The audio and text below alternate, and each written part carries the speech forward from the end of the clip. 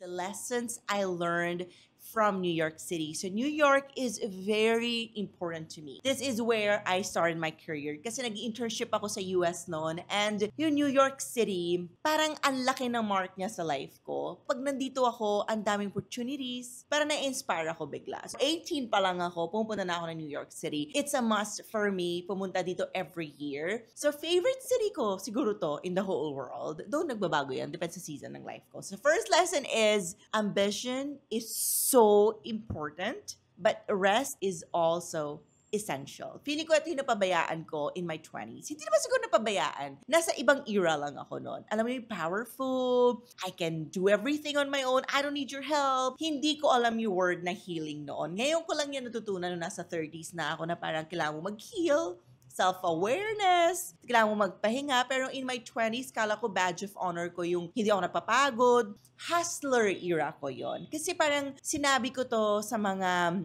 episodes ko, hindi ako naniniwala na we should work smarter or nag-exist yon pag medyo bata pa tayo. Kasi feeling ko pag medyo bata tayo, dapat we work harder, hindi smarter. Kasi paano ka mag-work smarter kung wala ka namang options? Diba? You work smart or smartly kapag may options ka. So, maybe iba-iba yan per tao, pero sa akin kasi wala naman ako options dun eh. Yung option ko lang nun is was to work hard and gumawa ng options that I have right now in my life. Now I'm 34, may mga options na ako. Pwede ko na gawin yung, oh, I work smartly. Pero nung dati, talagang lahat na opportunities pinapasok ko. Lahat ng doors na nag-open, binuksan ko. Lahat na doors na pwede ko pasukin, pinasok ko. Lahat na tao kumatok, let's go, vamos, gawin natin to. Pero ngayon, hindi na ganon. Because I need to rest. Kasi nga, nasa 30s na ako eh. Meron na akong guidebook ng life ko. Meron na akong options.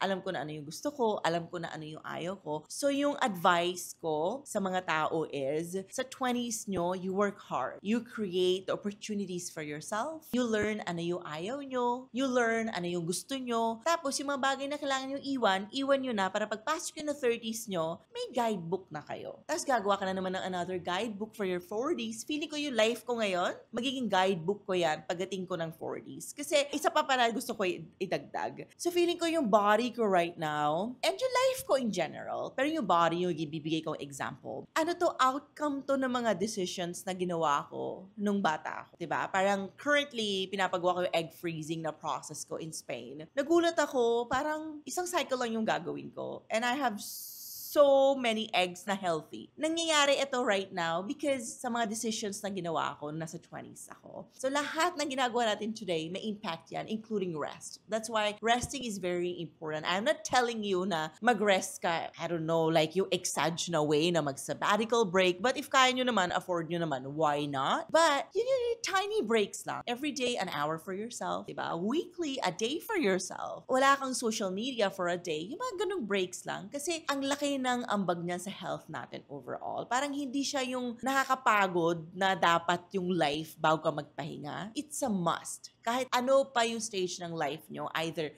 working smartly kayo or working hard, dapat kasama yung rest. Kasi eto na yung tinuturo dapat natin sa sarili natin. Kasi hindi to naturo sa akin growing up na dapat ako nagpapahinga. Number 2 lesson is diversity fuels creativity and widen our perspectives. Sobrang privileged kong tao. Very important for me to acknowledge that. Na nakarating na ako sobrang daming places. I've been to a lot of places and sometimes it is very overwhelming for me to just process the information. So this 40-day trip of mine, I wanted to learn everything, but I also have my limitations as a person, diba? Parang you want to enjoy, you want to share on social media, but you also just want to be there. You also just want to be present. My life right now is naging sum siya ng lahat na natutunan ko. Some days, yung ibang lessons, di ko na maalala. Some days, parang nagpa-flashback lahat na natutunan ko. So parang just being able to learn from the world, parang binibigyan niya ako ng a lot of perspectives na bigyan you solutions yung mga problems ko in my business and also my personal life. If there's one thing na gusto ko kayo i-encourage is you should travel. But let's not romanticize travel that much na dapat makapunta na sa 20 countries, 30 countries. Traveling is also like wellness. Or let's say career natin. It takes time for us to find our style. In my 20s, I just wanted to parang matapos lang yung mga bucket list ko. Yun lang yung gusto ko magawa, mapuntahan.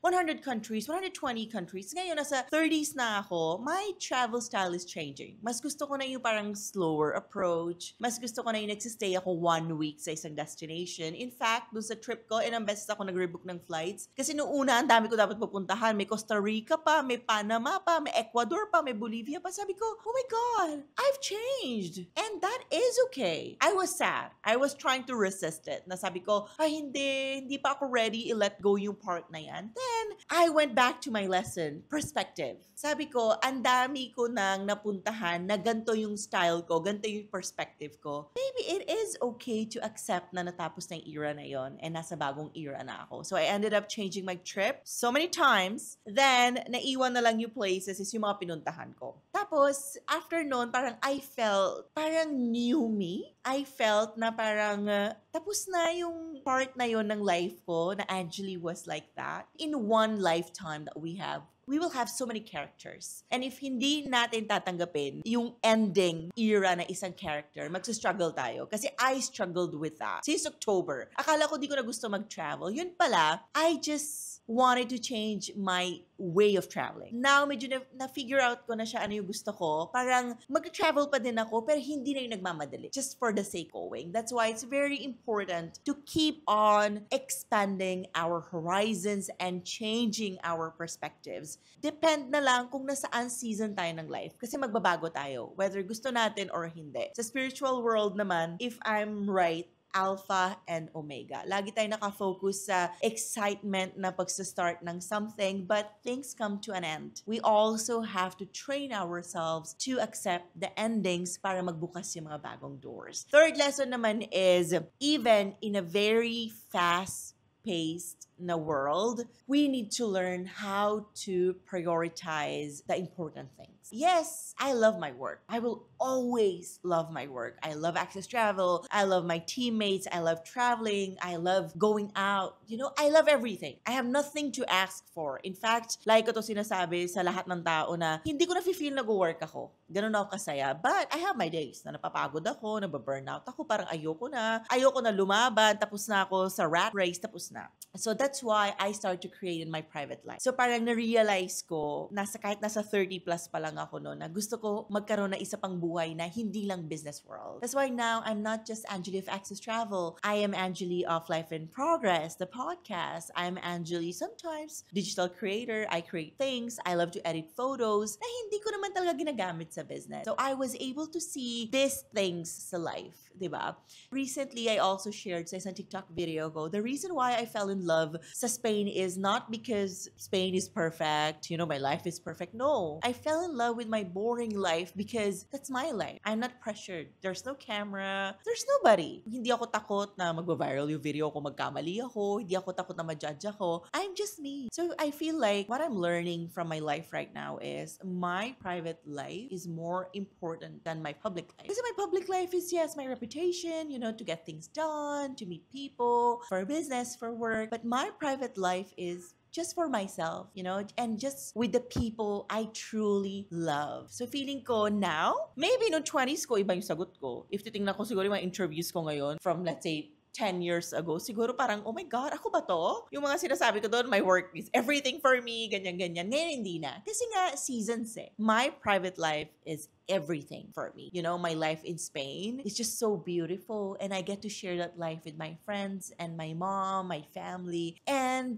I am in love with this version of myself, and I look forward to having more perspectives in my life. I'm looking forward to meeting more people through my podcast, my business, and of course, just through my private life, you know, just talking to people in the cafes, in the restaurants. I think it's just so beautiful. If there's one important lesson that I want guys for you to, you know, absorb from this episode is fall in love with your private life. It may take a lot of time, but our jobs hindi lang yun yung buhay. It's part of our life, but ayoko na gumising just because I need to work, 'di ba? Parang I want to wake up because I am in love with my life. I am looking forward to go to the gym, to have my coffee. I think that's where I am heading. And at 34, for me, that's my meaning of success, falling in love with my life. And your work, parang part na siya of my life. Hindi yun lang yung life ko. That's all for today's episode. Please let me know what are your lessons that you've learned from New York City if you've been. And if nasa bucket list nyo pumunta ng New York City because it is beautiful. I love New York City. It's a place where you get inspired, motivated, and just, parang gumawa ng mga bagong things because in every corner, there's something new going on. So that's all for today. Bye, guys, and I'll see you on the next one. Ciao!